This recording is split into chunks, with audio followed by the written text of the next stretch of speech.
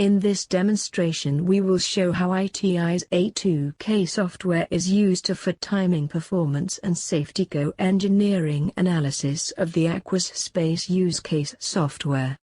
We also show how A2K interoperates with two other analysis tools, namely ABSINT's timing profiler and BUT's concurrent code analysis tools.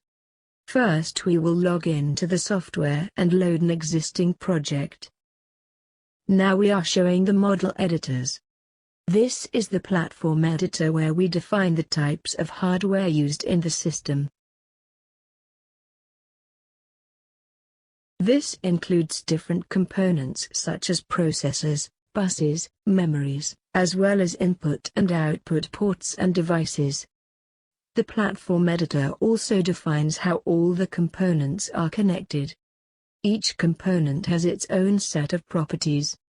The model is hierarchical. It is composed of a system of systems. Now we are showing the application editor. This is where we define a model for the software that is running on the system. The model is based on a set of data flows. Each flow consists of a set of activities or tasks. The flows are executed in a defined temporal pattern, for example a periodic cycle or a trigger from some external event. The activities have precedence relationships. They may be executed in sequence or in parallel. We also define what processor is used to execute each of the activities. Again, the model is hierarchical so that we have composite activities which may be composed of a sequence of other activities, which may also be composite activities. We also have conditional activities which are only executed when certain hardware or software conditions are satisfied. In this editor we can see the different flows we are using in the space use case, the watchdog, the image compressor, and so forth.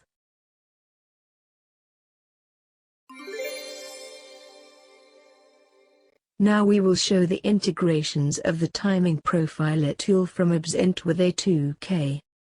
The goal here is to perform a timing and scheduling analysis of all the activities running on the two processor cores in the system. We want to prove that the deadlines for each activity are always achieved. To do this we need to determine the worst-case execution time of each activity. The ABSINT timing profiler application is used to calculate these execution times directly from the compiled source code. There are several steps to this operation. First we must map source code files and compiled code files to each activity of the system model. Then we add annotations to the source code segments.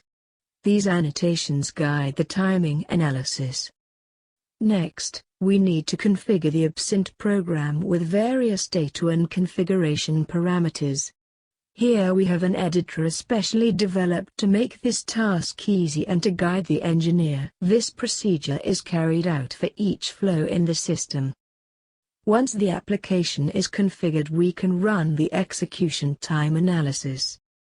Here we see the ABSINT analysis in progress. The analysis can take several minutes, depending on the complexity of the source code. Finally, we have the worst-case execution times of each activity. The next step is to perform a response time analysis to calculate the actual response time of each activity given that the activities might interfere with each other when running on the processor under the given scheduling algorithm. The output of the response time analysis shows, in this case, that all the activities cannot be scheduled. We have therefore proved that the system is unsafe. We need to make code changes to make the system safe. In this case the crypto activity was identified as having too long an execution time. In this example we show the running of the code on a field programmable gate array which instantiates the hardware of the space use case. That is the two processing cores, the shared memory, and the input-output ports. The compiled system software code is downloaded from A2K and run on these processors. We can monitor the execution times of each activity and obtain the best and worst case execution times of the running code. The execution of the running code can be viewed in a Gantt chart. These execution times are then imported back into A2K for response time analysis. In this first example, we see that the system is not safe. The activities cannot be scheduled so that all the activities meet their deadlines. We change the code to remove debugging parts, and we further optimize the code to reduce the execution times of the image compressor task. Now we can see that all the activities meet their deadlines and the system is safe.